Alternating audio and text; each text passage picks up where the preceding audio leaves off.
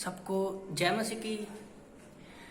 मैं फेसबुक पर एक पोस्ट देख रहा था, उसमें किसी ने पूछा था कि अगर आपको कोई खोया हुआ परमेश्वर मौका दे के तुम उसको वापस लेकर आ सकते हो, जो मरे हुए हैं, तो आप किसको वापस लेकर आओगे।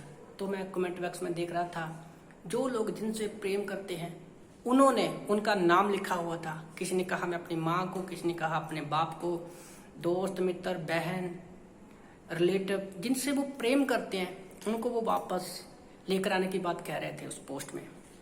तो मैं कुछ पल के लिए रुका और सोचने लगा, तो अद्भुत थॉट मेरे मन में परमेश्वर ने डाला। लूका की किताब अध्याय 19 वचन 10 में प्रभु का वचन कहता है कि यीशु मसीह इस धरती पर खोए हुए को ढूंढने के लिए आया।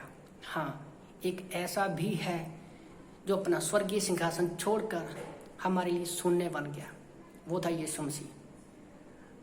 फिलिपियों की किताब अध्याय 2 वचन 5 और 8 में लिखा है कि यीशु मसीह ने अपना स्वर्गीय रूप छोड़कर वो हमारे लिए शून्य बन गया, खोए हुए को ढूंढने के लिए धरती पर आ गया। यूहन्ना की किताब अध्याय 1 वचन 14 के अनुसार वचन देहधारी हुआ। क्यों आया वो धरती पर? खोए हुए को ढूंढने के लिए। क्यों? उसके पीछे एक रीजन था, वो था प्रेम। यूहन्ना की किताब अध्याय 3 वचन 16 में परमेश्वर का वचन कहता है कि परमेश्वर ने जगत से इतना प्रेम किया कि उसने अपना एक लौता बेटा दे दिया, और वो यीशु मसीह था। परमेश्वर ने आदमी को बनाया था अपनी महिमा के लिए, ताकि हमारे साथ वो संगति कर सके।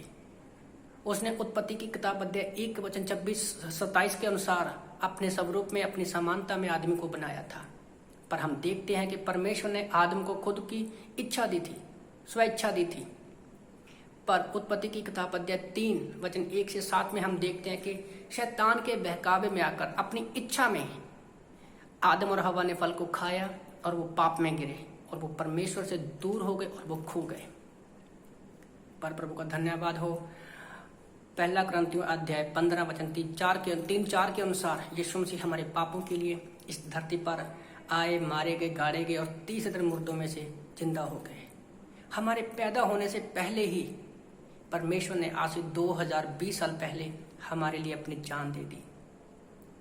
उसका प्रेम ही था, वो खोए हुए को ढूंढने के लिए आया था कि वो हमें बचा सके। और आज रोमियो की किताब अध्याय 8 वचन 34 के अनुसार वो परमेश्वर के दाहिनी ओर बैठा है। तो आज जो भी व्यक्ति यीशु मसीह के ऊपर विश्वास करता है, उसको अपना उद्धारकर्ता के रूप में ग्रहण करता है, तो परमेश्वर ने हमें भी इफिसियों की किताब अध्याय 1 वचन 3 के अनुसार हमें स्वर्गीय स्थानों में बिठाया है। स्वर्ग की सारी वस्तुएं दे दी है परमेश्वर ने हमें। आज परमेश्वर ने हमें विश्वासी लोगों को धरती पर रखा है कि हम जो काम प्रभु यीशु मसीह कंप्लीट करके चले गए हैं, प्रभु ने हमें काम सौंपा है। मत्ती की किताब अध्याय 28 वचन 18 और 20 में लिखा है कि जाओ तुम लोगों को सुसमाचार सुनाओ, खोए हो को ढूंढो। इफिसियों की किताब अध्याय 1 वचन 13 के अनुसार यीशु मसीह पर विश्वास करते ही पवित्र आत्मा हमारे अंदर हमेशा के लिए आ जाता है और परमेश्वर हमारी अगुवाई करता है खोए हुए को ढूंढने के लिए।